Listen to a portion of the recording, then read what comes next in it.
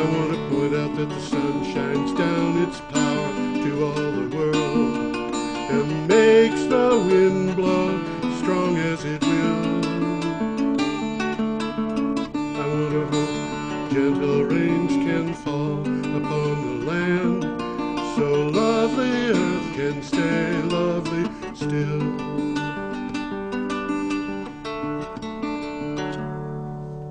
Hello, ladies and gentlemen. This is Energy Week with George Harvey and Tom Finnell. I'm George Harvey. This is Tom Finnell. We have two guests, one of whom is James Perkins, who is over here, and at the end is Jeffrey. I have forgotten your last name. Dickinson. Maybe I didn't know your last name. Anyway, they come from an organization called Little Green Hydro, which does microhydro, strangely enough. And first, we're going to go through the news, and just the reminder of the rules here is that anybody can say anything anytime they want. So that's how we do it. Starting on the 28th of February, I saw this news. The Tesla, it says they're investing $5 billion in the world's largest battery factory, and they want to cut the cost of batteries by 30%. Now, these batteries include batteries for the power grids and for home backup. This is not just automotive batteries, and it's going to be very interesting to see what effect that has, because it will have an effect on people's ability to deal with solar. Also, the same day, we got a thing saying an accident waiting to happen. Huge amounts of oil are being transported by rail out of shale oil fields, and the likelihood of an accident is almost 100%. The likelihood of the oil being recovered when it's spilled is almost 0%. And this comes from a publication called Resilience. You can get to these items that I'm talking about, by the way, by going to my website, which is geoharvey.wordpress.com, and look at the 28th of February, and those two articles are there. Tom is being extremely quiet. Well, I was just trying to get this picture of the oil pipeline. Oh, yeah, look at this. There you go. There's a picture. That train's 100 cars long. Well, 100 cars, I mean, we used to see trains that were 180 cars long. Well, it might be more, it might be 180. It's long. Yeah. You derail that train, you're going to have a mess on your hands. And I found out, but I think it was the same article, at least one of these instances, that train, or one very much like it, has to go through Glacier Park. Oh, good. Up one side of the mountain and down the other. Yeah. I've seen the train in Glacier Park. You know, they have glacier sheds and stuff like this. It's scary that stuff's going through Glacier Park. So if this spills in Glacier Park and it gets into a glacier, it's just kind of stuck there. I think so. There's no way of getting it out. Yeah, that's probably the case. Well, here's a couple. Grizzly bears won't like it. The grizzly bears won't like it. Here's a couple of pieces that come together. These arrived on the 1st of March. The first one is from Energy Trends Insider. Natural gas inventories are headed towards zero. We have already withdrawn 2.4 trillion cubic feet of natural gas from inventories. We are likely 4 to 6 weeks away from the bottom. At this pace, the inventory will reach zero the week of March 28th. That is zero natural gas, which of course is not good for people who are dependent on natural gas. The second of these two articles is from Fierce Energy. Genscape is reporting that renewable generation was up 30% for the week ending February 20th, while gas consumption plummeted 35% as a result of the increase in renewables and weaker power demand. You're being very quiet. Come on. I'm trying to concentrate here. Poor Tom has got... Something is amiss on that screen there, and I'm trying to figure out how to straighten it out. Poor Tom has to pay attention to two things at once, one of which is renewable energy and global warming, and the other of which is operating the laptop. Okay. This is an interesting combination, because it means that it may be that we were headed towards zero for the natural gas inventories, but we're going to get saved by wind and solar, and hydro, and whatever else can come along. Next, same day from Think Progress, when heat waves racked Australia at the start of the year, driving up electricity demand, the presence of wind power in the country actually kept electricity costs 40% lower than they otherwise would have been, according to a new study. I don't know how much comment that requires, but there it is. It's a similar story. On the 2nd of March, we heard this: the number of very hot days has soared in the past 15 years, according to a study from the journal Nature Climate Change Reports. A study from NASA agrees, and one from the World Meteorological Organization puts the increase at 500%. Now, this was in Energy Collective. This is disturbing. You know, I mean, we've been having climate change deniers saying, "Oh, there has been no climate change in the last 15 years," and they're reporting a 500% increase in hot days. That sounds like an increase to me. I can't believe these people don't know what's going on. There's some very smart people, and they employ some very smart people. And so pay them they're not to know what's going on. disinforming us for their own particular reasons. I think that's probably the case. I think basically there's a lot of fossil fuel in the ground that they got on the books for enormous sums. We're talking billions, hundreds of billions probably. Trillions. That are going to be worthless if they can't get them out of the ground. Well, that's the... And if we got to start cutting back, their bottom line is going to suffer severely. It's a big issue in Europe right now with the European oil companies looking at the reserves they have on their books and wondering if the carbon tax comes along, how much that's going to drop the value of their books. Exactly. But also just if at some point in the future that oil becomes unpumpable, then these companies essentially will collapse. So in Europe, there's a large, very heated discussion going on now about oil companies, that very issue. Of we're saying exactly the same thing in different words. Yeah. But the European banks are saying that the American oil companies are going to collapse too. Yes, we're not immune to that yet. Not a joke. Anybody with that kind of... And one of the things that bothers me about it is the pressures that I see building on this stuff are going to affect a lot of people, and a lot of people are going to get hurt. And I'm talking about people who haven't invested in oil or haven't invested in fracking or whatever, but people who are dependent on natural gas, people who are dependent on gasoline for cars, things of that nature. I want to get through this as quickly as I can so I can get to Little Green Hydro. According to Ethan Zindler of Bloomberg Energy Finance, recent price declines for solar have been massive, while merely substantial for wind, but it means that the global shift away from fossil fuels is no longer, quote, theoretical, end quote. This was in Clean Technica. And I think, you know, this just reinforces the same message that we've been having all along. It's interesting to me to see that at this point, renewable power is in fact hitting grid parity. Same day, a centerpiece of Germany's new energy agenda is a relaunch of the Energiewende. That rhymes. An ambitious project launched in 2003 to produce investments in renewable energy. In the new plan, renewable energy targets remain ambitious. It'll be interesting to see what they do with that. Again, it's something that I think is very badly reported in the United States. People don't know that most of the renewable energy in Germany, which is causing people's bills to go up, belongs to individual families, farms, and so forth. And I don't know, but I'm guessing 40% of the people in Germany have seen their power bills substantially cut by the Energiewende, which is why it is supported by the overwhelming majority of the population. Okay, on the 4th, this is something that I find really kind of interesting.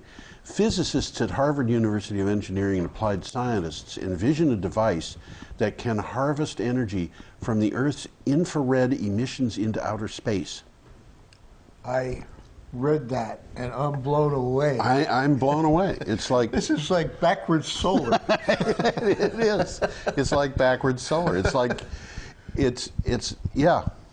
It's as counterintuitive as the idea of getting heat from the outside air, which is at 10 below zero, although people do that all the time. Recent technology advances can transform the heat imbalance into DC power. I have no idea how it works, folks. Jeff, do you have It's a black box, and they put smoke in there. I'm glad you explained it. German utility RWE posted its first net loss in 60 years, down 2.8 billion euros for 2013, following a 4.8 billion write-off for the conventional power plant fleet. The operating result of renewables division of RWE was up 7% to 196 million euros. Now that's the interesting part.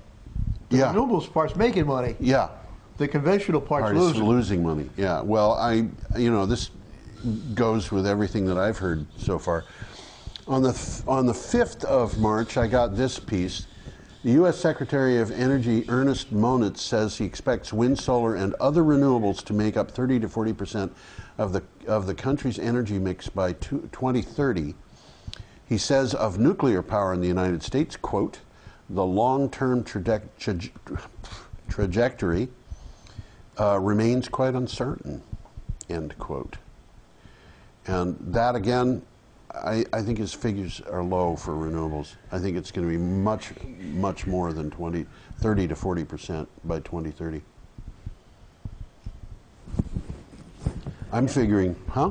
I was going to say, interesting that in the 20th century, in the mid-1920s, when electricity was fairly new, I don't know the exact number. That, I think, is an interesting development. They don't have enough people. They need to train them. And I'm sure we don't either. I have no doubt of it. I know that in some places, people, for example, who have lost jobs in coal mines are starting to work as maintenance people and installers for wind turbines, such what.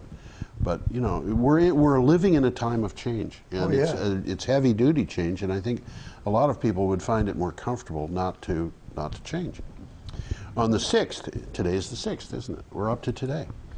5 reasons solar's win over gas in Minnesota is just the beginning.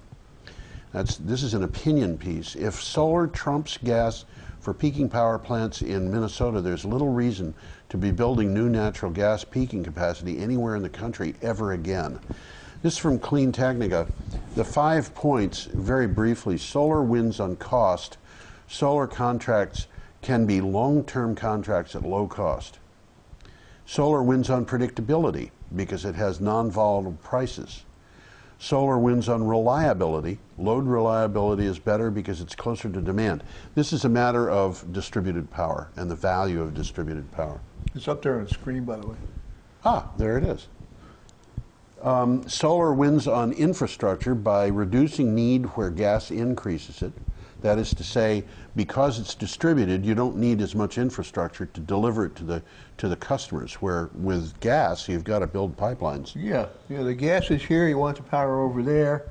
You got to either get the power from there to here, or the gas from here to there. Or you can move everybody. You can say, we're putting in a Three Gorges Dam, you've got them. And fifth, last but not least, solar wins on economic benefits. And just one of the benefits the article talks about is that it has 8 times as many jobs as a gas facility with the same power output. And I think is true of most of the renewable energy schemes, because they're smaller, they're distributed, and so they hire more people for the amount of power. But even so, they're less expensive, or getting to be less expensive, one or the other. So if there's a message out there for people who are watching this that are looking for work, figure out some way to get involved with solar. Yeah, well, I think renewables beyond that. I mean, you made a good point. The beauty of renewables really is that they are small and they are decentralized. Right. And so by being small and decentralized, you're creating more jobs in more places. So I don't understand why politicians haven't picked up on that point, that renewables, including hydro, it's a really good point. Creates jobs, and creates skilled jobs. It's not just jobs, it's also security. If we had a system for Brattleboro or Putney or Montpelier where there's a microgrid or mini grids that are detachable, when Hurricane Irene comes around, you can detach it, you can get it going, you can have Brattleboro up and running in a matter of hours, where it might take the grid days. Oh, much greater It's energy true security. energy independence. Yeah. True energy independence. And not only that, distributed Environmentally power means sustainable. you can keep the money in town. Yeah, and the This is economic benefit of that is phenomenal. phenomenal. Brattleboro spends $24 million a year on electricity. This is the various organizations, the municipality, the businesses, the people. It comes out of everybody's pocket. That money is put into a pipeline that runs directly to wherever it's going, but it isn't it's in upward. Vermont. It defies gravity. It defies gravity. And if we had our energy supply based on renewable energy, that money would stay in town. What do you suppose people in Brattleboro would do with $24 million a year? Right. Probably spend it. And you know what? Locally. Yeah, they probably spend it locally. The interesting thing is that's just the electricity. That doesn't count the heat. Yeah, right. Yeah. Which is another 20-some-odd million dollars. And by the way, I got those figures from Paul Cameron, who's the town's energy coordinator. And so Paul, of course, is always right. That's why we pay him the big bucks. Well, that's why we had him here as a guest, too. And the final thing here, before we go off to microhydro, is President Obama's, and this from Biomass Magazine, which will explain the inclination that it's going to. President Obama's fiscal year 2015 calendar proposal was released on March 4th and calls for extending a tax credit for cellulosic biofuels, but puts forward the idea of cutting billions in fossil fuel subsidies. Well, I can see cutting fossil fuel subsidies regardless of what you're doing with the money, but I think biofuels is probably a good place to go. So that is the week's news. That was the week that was. That was the week that was. That's right. That's a trademark. So You're watching. yeah, I better do that. That's right. That wasn't already the been title. trademarked. That wasn't the right? title, guys. That was just a statement. Okay. So James and Jeffrey, what about microhydro? What is microhydro? How does it? Let's do this. How does microhydro differ from other hydro? Sure. Why would we want a dam in our backyard? Right. Well, if you bear with us for a couple of minutes just to go through something that can I take control here? You can try. Something that we presented some time ago to folks in the legislature. Just a brief presentation, because I think a picture is probably worth 1,000 words here. If I can see which one this is. There we go. You're on deck, so it looks like it. So, there you go. So, yeah, we did this 2 years ago, actually, to legislators. And the reason why, I wish it wasn't cutting off there, but that's okay. Microhydro is a very small, citizen-accessible technology. We're not talking industrial scale. And I'll note that while there's a lot of interest in, and there's a lot of uptake in solar, I think some of those big numbers are for some of these industrial-sized solar farms. And clearly there are people putting up solar and have. But here's what people think about. That's Hoover Dam. Yes, it is. When people think about hydro, this is what they think of, which is the American icon. And then we talk about small hydro, and this is actually the Moortown Dam on the Mad River in Vermont. And you can see that that's the same exact idea as the Hoover Dam. It's just smaller, and it's more manageable, but there are serious environmental impacts. Could I As ask? a trout fisherman, I can tell you that. Yeah. Can fish go over? Let me just back this up. Can if I fish go backwards over that dam? Is there a fish ladder there? Some dams, and nowadays there has been monies over the last 20 years for fish ladders, et cetera. But I don't know in this particular one if one has been installed. Okay. But there are But they would some. not be able just to swim up the water there. I think that's too much. Yeah. And clearly when these dams were originally erected, I don't know the exact date on these, but let's say in the 1940s, 50s, and 60s, there was absolutely no thought given to environmental impacts, namely fish, but there's many others. And so we have that legacy that hydro caused, we had a lot of power, cheap power from hydro, but we had a lot of environmental damage from hydro. And so people over time thought, hydro's good, but boy, it really has this problem, and I like to fish, and I like to have things be, environmentally happy, and hydro is not consistent with that. Mm-hmm. And it's true. What we call large-scale legacy hydro, Big Hoover Dams, Tennessee Valley Authority, Columbia River, Vernon Dam, the Moore Dam, all the dams in the Connecticut River. We're not building any more of those. In fact, we're tearing them down because a lot of them are getting old and decrepit. And I don't see us in the United States doing that because the impacts are huge. Sad to say that the rest of the world is. And as I said, China's Three Gorges will be the largest hydroelectric installation on the planet, 1,000 times bigger than the Hoover Dam. But this is what's called small-scale hydro, which actually my associate Jeff has worked for many, many years in Southeast Asia, and he's going to talk a little bit about that. But it also has impacts if not done right. But what we do with Little Green Hydro is something called microhydro, and that is a tape measure that's actually about 16 inches long. And the next time we're on the show, I'm going to bring one of these little boxes right here, as this is a stainless steel box. We don't have a dam. Sorry, this is advancing. We don't have a dam, we don't use bulldozers, we don't do anything like that.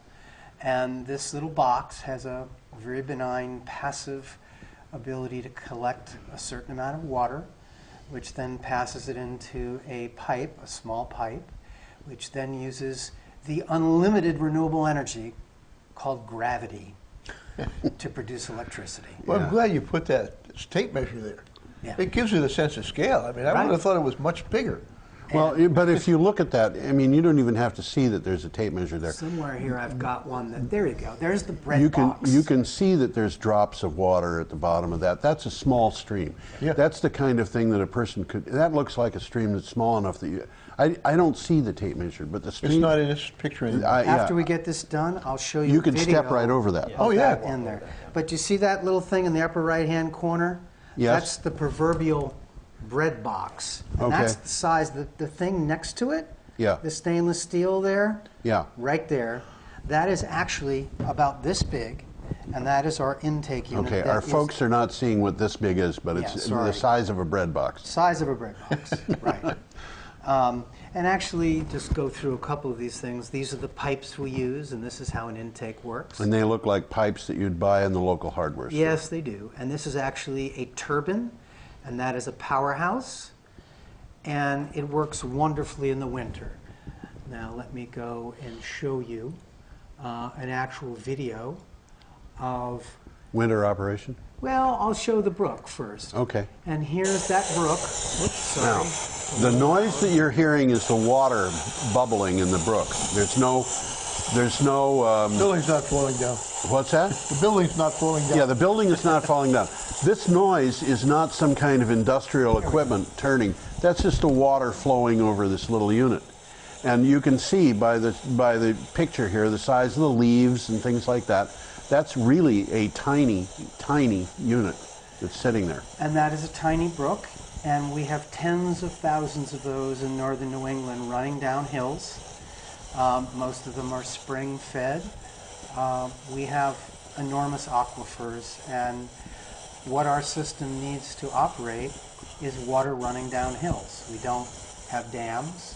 We don't use bulldozers, as I said before, and it doesn't work on big rivers like the Connecticut River because there is no what we call hydraulic head. That means water running down a hill. Yeah. And I'll show Now you. that unit, before you change it, a fish could actually swim up over Oh that. yeah, up and down, absolutely. So if it was in an area where fish were swimming, they would just do it. And in most of these, there's water that goes, like you see, there's water going around it as well on the left there. This is actually a dry time of this brook, but most of the time the way we install it, get this to stop. I guess I can. In a practical sense, what we just saw, how much benefit to the owner would that, Yeah. without numbers, you know, Well, or maybe we how have- many light bulbs would it run? Sure. Well, I think, go ahead, It's like Jeff. kilowatt, right? That one? That Kilowatt? one about 25 kilowatt hours. Okay, yeah. I mean, something like that. You won't run your electric stove because that's Yeah. electric stove 7-8 kilowatts. You could put something in to run your electric stove, but a system like that would run all the lights in your house. Yeah. So you could do different discrete loads, or if you just want to equate the output to something, you could run all your light bulbs, provided, of course, they were efficient light bulbs, things like that. So basically, you could live off it, and if you wanted to run the stove, or if you wanted to dry a load of wash or something like that, you'd have to turn on an auxiliary Well, you know, generator. this reminds me of where I was living in New Hampshire. Yep. 25 years ago, I had CFLs in all my light sockets, which everybody wow, thought you were was really ahead of time. whoa. People thought that was the strangest thing they'd ever heard of. But the cooking was done on a wood stove, a wood cooking range, which, by the way, produced practically no creosote at all because it was always burning with a really hot fire. But Dry season wood, I'm sure. yeah, and you know, the electrical use of that house was CFLs and a computer Yeah, right. and a television. To answer your question specifically, if you want to flip to this, we have a project that we did recently for a very large dairy farm in central Vermont.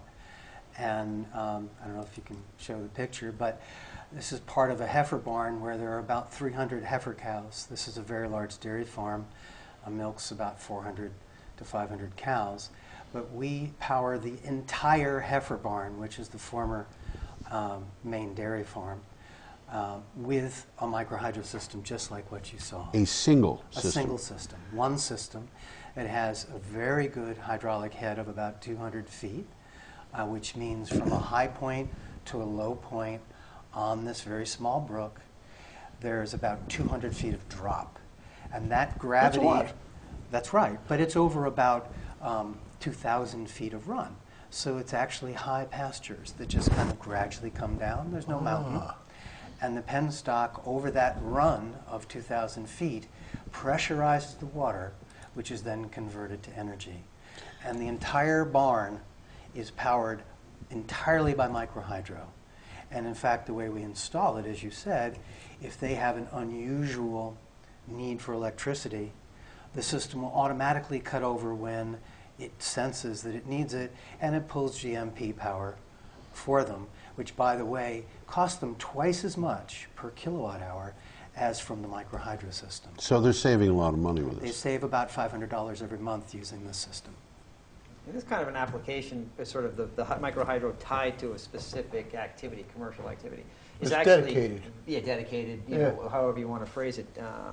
Is actually very common in the Himalayas, where you'll have somebody that has a business opportunity, be it making paper or something else. They'll bring in microhydro so they can set it up and run their operations there. It's that cost effective. Here, it's of course a different market, but the numbers in terms of electricity price, they're so much lower than the grid right now that this is a viable economic option with no subsidies involved in that sense. So it's really truly less expensive. Very good point. Yeah. Let me just go to what you said before, George, on the $24 million. Microhydro sites, I'm sure, abound in the Brattleboro area. It would be very easy for me to imagine a town building, maybe not a Brattleboro, but think of a smaller town, you know, Dummerston, maybe the town clerk in the garage. And instead of having a power bill, they have free carbon neutral renewable energy from a microhydro system. And they have the grid if they needed it, Yeah. but they would power themselves independently and it's also highly reliable. Works. There's no cloudy And 20 days. degrees below zero. And Find that video. 20 degrees below zero. Yes, people want to know. They how does clued it me work? in advance, folks. This wasn't a guess. How does it work? And that's the wrong. But maybe while you look at that, I'll go back to a quick point. Go Like, for what's it. the difference of micro hydro? I think the fundamental difference is that it's not impounding. You know, the dams that were shown earlier, the Hoover and the smaller one there, they impound. They block the water, and that's where the damage comes from, siltation and you know, lack of paths for fish and stuff like that. Micro hydro is, generally speaking, what's called run of river. So the little bit's taken out, it's used, it's put back, the main flow keeps going. So you basically mitigate the issues that come with impounding by not impounding, by just off-taking some, using it, and putting it back. And I think that's really a much more environmentally sustainable way to build power. It's for small power, it's really the way it's going in the rest of the world. It does not widen the river at any given point. Not at all. You don't have to worry about agricultural land being given up or your lawn being given up. Particularly with this scale and the very clever intake that James and Bob have come up with. Is a very clever intake. That sort of automatic, how do you phrase it? Coanda effect, where it's self-cleaning. Coanda effect is something that came from, I believe it was a Hungarian scientist in the 19th century, and it's the same principle that an airfoil on, it was from planes, why a plane will fly and goes up. When the water runs over the screen, a certain amount of it is guided in through those wedge wires by the flow. I'm not one of the engineers of the smart people, but I know enough that it works, and it doesn't have any environmental impact at all, and it's self-maintaining. It's beautiful, and we'd love people to come take a look at any of these sites anytime. And I think just to add maybe a crucial point on this particular intake, it always assures through its design that the stream course that it's in has a minimum flow, always, because the priority is for the minimum flow over the system. So therefore, you're going to always have this minimum flow of water. So once you've determined that safe level in a stream, then there's really no further environmental impact that you have to worry about, because it'll always maintain that. So if the stream goes dry, it would have gone dry It anyway. would have gone dry anyways. And if the stream is going dry, the first thing to be sacrificed is not the stream, it's the hydropower Just the system. power. Which is okay, because you can get your power from Yeah. Green Mountain Power if you have to. If you have to. Or from solar, Or from because some other- usually that's solar. the summer when it's dry, Yeah. and I noticed that those Wisconsin ones were specifically for peaking, and it's interesting to me that now in Vermont our peaking is actually summer because of air conditioning, but when you need solar the most in the summer, it's the best. We got it. And hydro actually is the weakest then. Hydro is the strongest when solar is the weakest, the fall and the winter. Right. So they make a wonderfully seasonally Let's balanced. look at this picture. Yeah, go show this. This is the actually we call it the power unit, and this is a little box about 3 feet by 3 feet. Turn the sound up so everybody can hear how loud this is. Yeah. And this is running in the snow. This is actually at the farm in Randolph, Vermont. This is their power unit, and that's basically how it operates. You can hear that humming. And here I thought that was an aeolian flute blowing. Do you know what an aeolian You're flute great. is? Yes, sort of.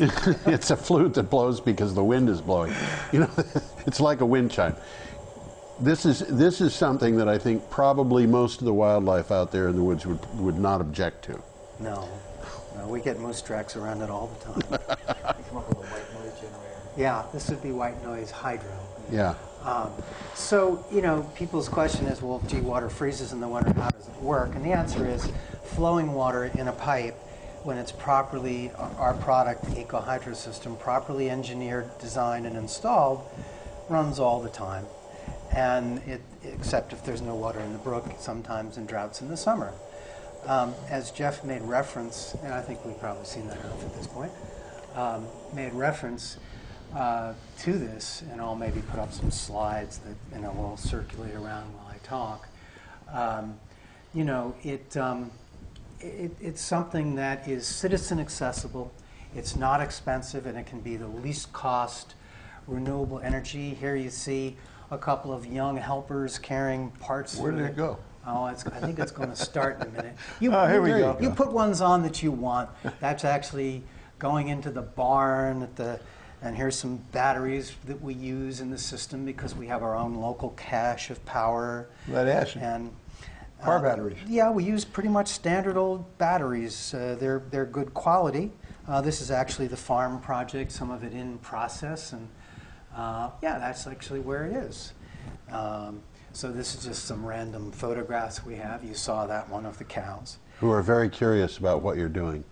Yes, they were. They wanted to know. They're curious And here's our They are. electronics, and one of our electronics engineers, John, configuring the system. It goes right next to your service panel and just works with everything. And here are some of the screens being fabricated in Bob's factory. There's the power unit in the winter, sitting there with one of the installers. Oh, here's another one with some water running in a brook. The Yes. sound again is the water in the Sorry. brook. It's not a mechanical device. It's the natural just sound of the water. It's that same brook in the Yeah. summertime. Yeah.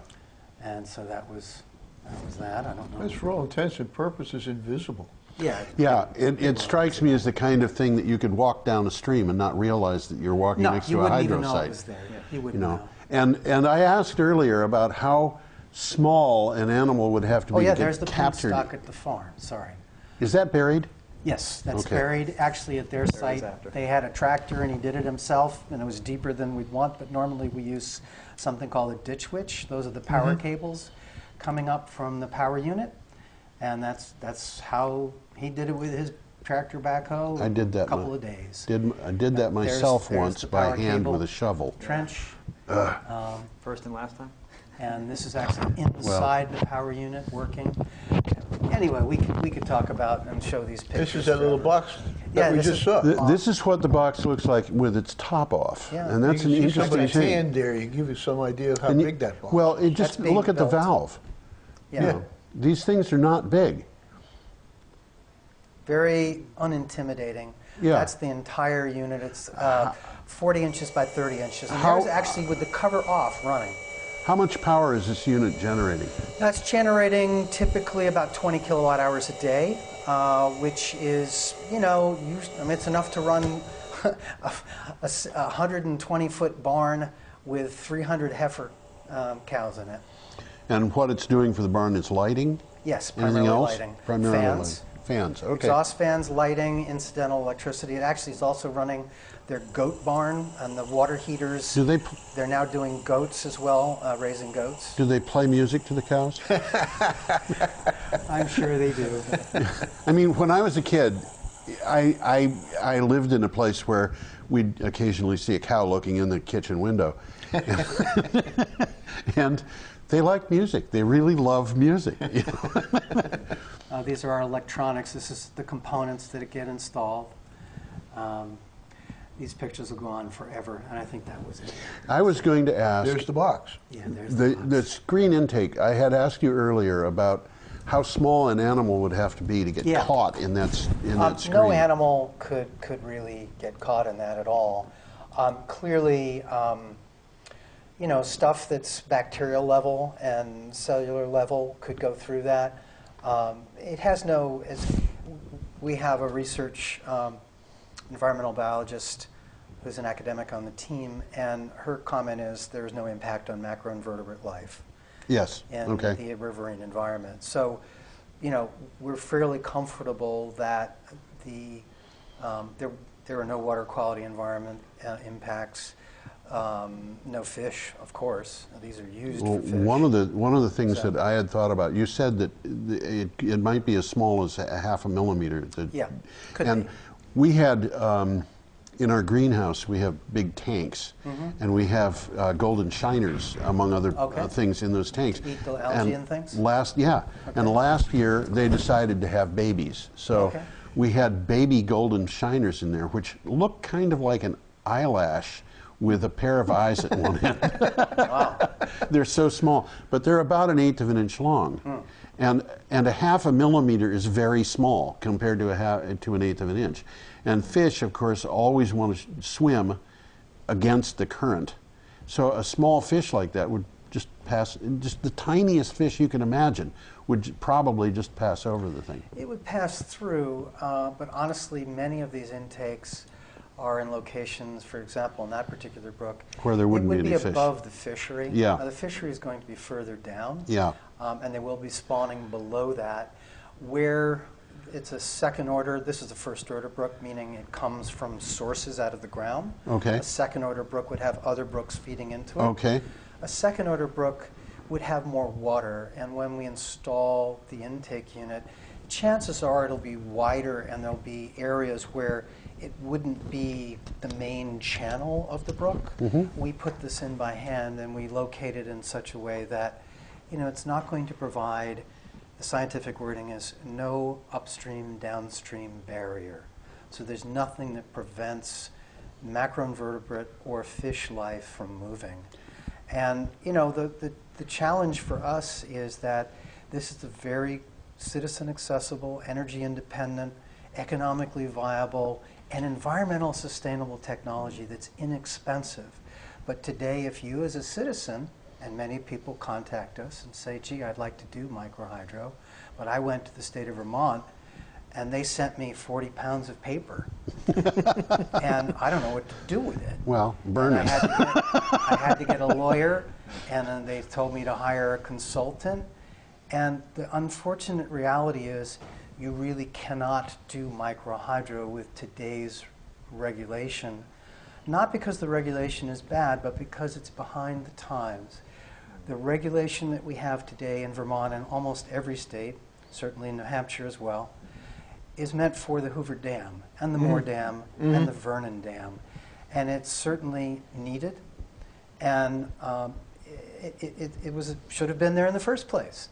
But the problem is it was in an era when electricity cost 1/10 of 1 cent a kilowatt hour in 1961.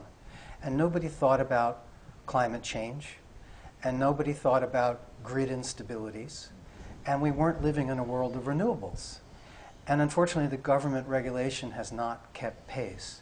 So that if you were to want to install microhydro today, let's say the system cost $15,000 or $20,000 for you to install, it would probably cost you $50,000 in permitting with consultants and environmental impact studies and lawyers and hearings. And we think that that doesn't make a lot of sense in a climate change world, that just like wind farm sightings and solar sightings and gas pipe, all kinds of things, that there need to be intelligent decisions made. And we're really, really happy that last year a wonderful legislator, Margaret Cheney of Norwich, was thoughtful and far-thinking enough to introduce the very first microhydro bill in the country into the Vermont legislature. And this bill would set the legislature's stamp to the regulators saying, microhydro can be a very important, small, distributed, citizen-accessible technology for our citizens, and we want you, the regulators, to look at ways that are environmentally sustainable to regulate this. And we want you to create a pilot for several years, and there'll be academics and researchers and use best environmental practices to show how this can actually produce clean, cost-effective, least cost renewable power in Vermont. And we're very hopeful that this bill will move along this year and that Governor Shumlin would sign it. And it doesn't take any state monies to do this. It's not, there's no subsidies. Hydro doesn't get any subsidies like other renewables, nor do we need them, because we have the renewable energy in the state of Vermont that we could be using locally and not sending the money for wind turbines or solar panel manufacture to China. We could be building these very low-cost units with green jobs, and we're very excited about it. We are the first microhydro company producing a product, the EcoHydro system, that we provide the entire solution, including the permitting and dealing with the state of Vermont and New Hampshire. And it's slow, but we're positive about it, and we've got some great experiences, and we hope that more towns and farms and small businesses would consider, if they have a brook running in their area, that microhydro could be something for them to look at. Well, James, I want to have you back on another program, and we can talk about specifics, both in terms of the legislature and in terms of specific projects. For example, we'll bring you some things. Too. Yeah, we'll bring you some real. I'm thinking it would be really nice to have specific figures on the Whetstone Brook. I mean, Tom brought up that thing about the thing in Brattleboro. Could the town could the town get an electric power system in, or a series of them? Yes, multiple. That would be because this strikes me as being really as close to a no-brainer as you can get. I'm really glad you say that. Well, there's, as far as I can see, and of course, you know, being a guy who watches 1/8 of an inch long fish swimming around in the roots of a water hyacinth plant, it looks to me like there's no negative impact that I could imagine out of this. Well, as Jeff said correctly, the only, and this is, you know, state of Vermont regulators and state of New Hampshire regulators, environmental regulators that is, agree. Our technology has no environmental impacts to water quality or any contamination issues. The only issue is how much water do we leave in the brook for fish and macroinvertebrate life. And we're happy to say that we invented a feature in the intake unit that, as Jeff correctly said, if you're in a drought, and we've had them in the last few years, what happens is the hydropower starts diminishing because the intake takes less water from the brook, because there's always water. That you saw that water flowing over the screen. There's a minimum that's guaranteed to flow over, and at such a point that there's not enough, the hydro starves and shuts down, and all the water that's there stays in the brook. And we can't change what Mother Nature does, but we can assure that when there are critical water levels, that it always feeds the environment first. And the way we configure our system, then you'd have to pull grid power, or you'd have to use your solar system, which would be very strong in July and August. Well, thank you. I noticed that we are at the end of our hour. Okay. So I want to thank you for coming and listening to me talk about the news for as long as you did. I love it. But I do want to have you back, and we can talk more about this. We'll come.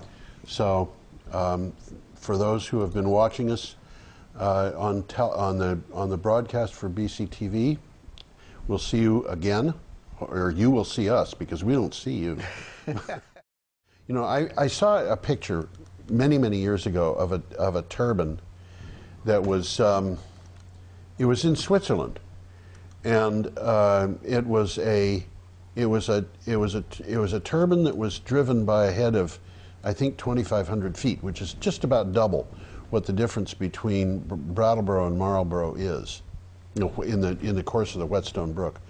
But that turbine was about 6 feet in diameter, and it was about, I'm going to guess, 18 inches wide. And it was the kind of thing that a person could fit in his barn or his garage. It was much smaller than a car. I don't know that it might have been too heavy to put into a pickup truck because just the weight of it.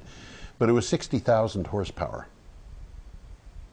I can't conceive of 60,000 horsepower. Yeah, I know. I mean, that's enough to drive a ship. On this screen here is that PowerPoint. See if you recognize it. I'm going to have to put my glasses on. Yeah, that might help. I'm sorry about looking foolish with my glasses on, but that's what I do for a living. I look foolish. Well, take a look at the screen there, see if it's something you recognize there. Oil demand is weak. GDP growth is endogenously weak. Well, it's starting off saying, oh, it's probably not on the screen. It's not on the screen. Oil companies cut back on spending. Oh, yes, they did. Assumptions of demand-constrained forecasting. And this is the forecasting.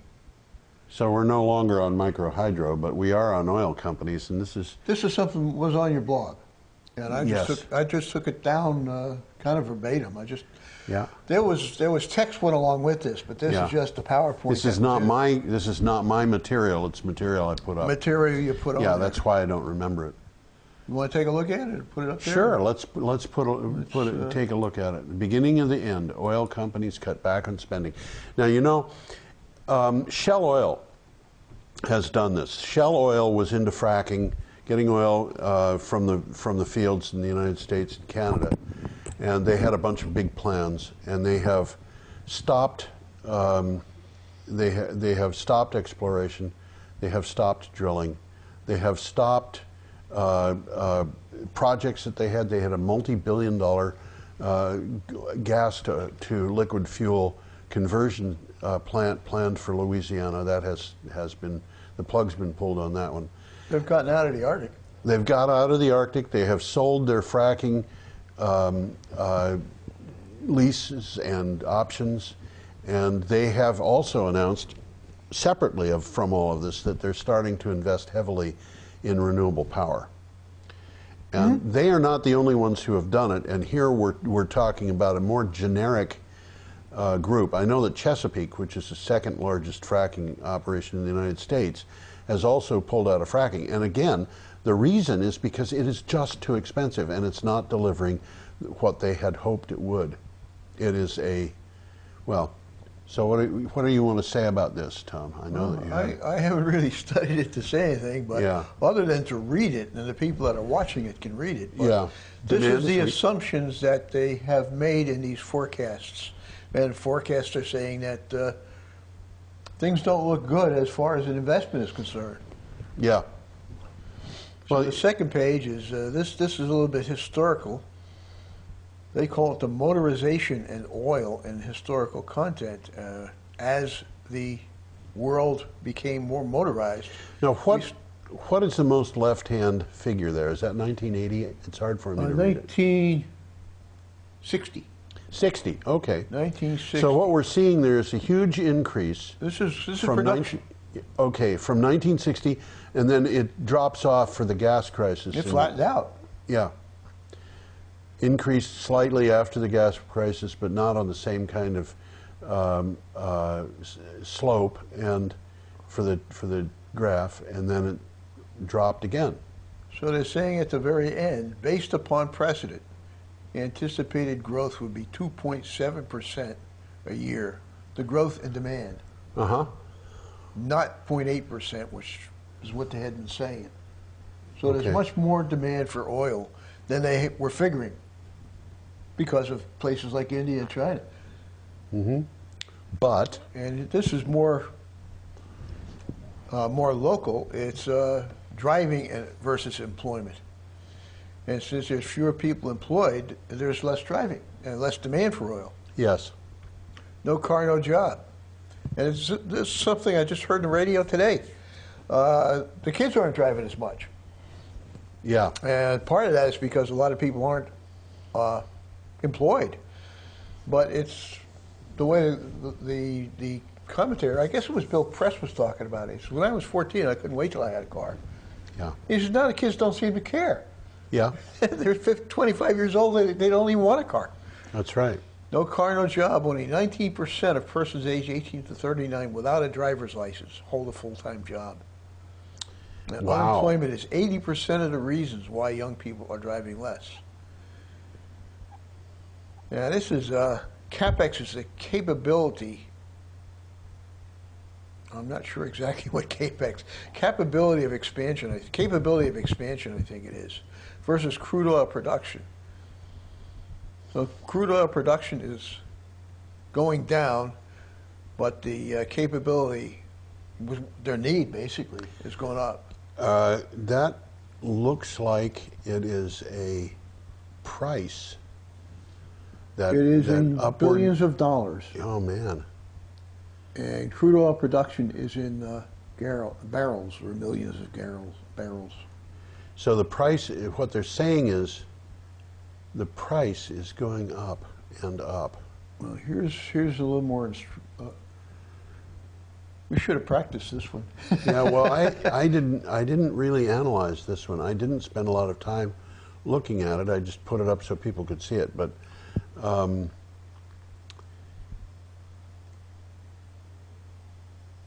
productivity has fallen by a factor of 5 since 2000. oil production has faltered. Observed decline trend is now approaching 5% per year. That is a trend in decline, and a 5% per year decline is heavy duty. Yeah, it is. It's a heavy duty decline, And the demand is going up. and one of the things that's, well, the demand is going up, but you know that's something that can't be sustained. CapEx is capital expenditure. Okay. So what they have to spend to get that oil out is going up, and the amount of oil that's coming out is going down. That is, they're in trouble. They're That's the absolutely in message trouble. here. And you know, the message that I would have to people who are viewers, and to friends and to relatives and to anybody that I can reach, is you need, and you know, I mean, I write about this in Green Energy Times and stuff like that. You need to be resilient, and you need to think about the resilience. Now here's This is not something that's going to happen they explain automatically. this a little bit more here. The upstream spends, which is what they're calling CapEx. Okay. Capital expenditure. Yes. How much money they're spending. Yes. Has risen strongly in the last decade, with industry expectations only 6 months ago for continued strong gains. But The that hasn't costs are happened. rising fast. Yeah. That's the message there. Profits have lagged because costs are rising faster than revenues. The oil prices have been largely flat. Now, you see, this is the reason why a company like Shell would be pulling out of exploration and drilling, abandoning its Arctic drilling sites, abandoning fracking, abandoning whatever, because they're seeing a situation where as they put more money in, they're getting less out. Yep. And at some point, you have to pull the plug on that. A Now, number of projects have been deferred, canceled, or returned for reevaluation. yeah. And so what I'm seeing is an oil industry in which the industry wants us to believe that if we're going to buy a furnace, oil's good, natural gas is good. They want us to believe that because they want to continue selling us oil and natural gas into the future. But in point of fact, I don't think that's the case. I think they know that it's not a good investment to get a furnace that's dependent on oil or natural gas, particularly in light of the fact that we've got the ability to have heat pumps instead of those furnaces, and they're far, far cheaper already. Mm-hmm. I think the day will come where burning something to gain the heat out of it will be looked upon as primitive. I think it is primitive. Yeah. No, I mean, it's Profitability is down 10 to 20%. well, you know, this is a situation that is difficult, and it's interesting to me that, you know, we've got these, for example, in the news today, and I didn't put it up here, the a committee of members of Parliament, what they call MPs in the UK, has told the Bank of England that they really want to start looking at the whole, you know, this whole question.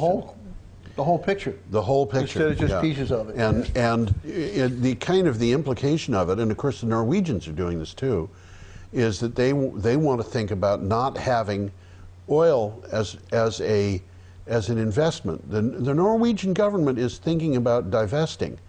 And this is not because of college students hanging around saying, you know, no. with posters. This is because this is economic. It's economic, and we're in a position here where things are changing. It's obvious to people who know it. It's not obvious to people who don't know it, and it is something that the industry, I think, is in denial about. What is that picture there? It Well, says this is about profits. Shell. Okay. This is about Shell. And Shell says it was dropping its oil and gas production growth targets Yeah. in a sign of how difficult it is becoming for the super majors to increase output. Yeah. And they're showing the oil price increase is greater than the exploration and production cost. Yes. And Shell is placing sharper focus on fewer projects. Just what you just said. Yeah. How about that? I sound like a prophet, don't And I? the oil price increase is less than the exploration and production costs. So they're not making any money. Yes. And so here's And Shell. and Shell is not the only company. It's just that they're the one company that They're is. the one that's getting the most press because they're the one that has talked about the problem. Discontinue production guidance and focus on increased cash flow. That's what they're doing. No Alaska Absolutely. in 2014 and major divestment. Just exactly what you talked about. This is an oil company that's divesting. Yeah. I mean, just think about that. We've been hearing college students and environmentalists and such what talking about why various college funds and scholarship funds should divest. Here is an oil company that is divesting in oil. What does that tell you? I mean, this is if I were a stock advisor who is telling people about the stock market, I'd say this is not a good industry to get involved in. It's just not. And of course, the Harvard University, they look at it and they say, no, we've got to be making money. And the reason they're saying these things is because they expect to be able to continue making money on their investments. And I think they're going to get burned. Well, it looks like some of them think so too. Well, certainly the people in Norway, the people at Shell Oil. These are just some headlines. They're just repeating the same thing. Yeah. Yeah. This is the... Now, in case anybody is watching this and really wants to know, the noise in the background is coming from Roland. This one I'd have who by the way, we should thank profusely for his help, because he's extremely helpful. Did you hear that, Roland? Roland's up in the control room. He doesn't hear what we're saying. This is the summary of the whole thing. Yeah. This is what we've just been watching. These are this is a wonderful thing, Vlasta. Are you done? No, we're not done. We're still talking.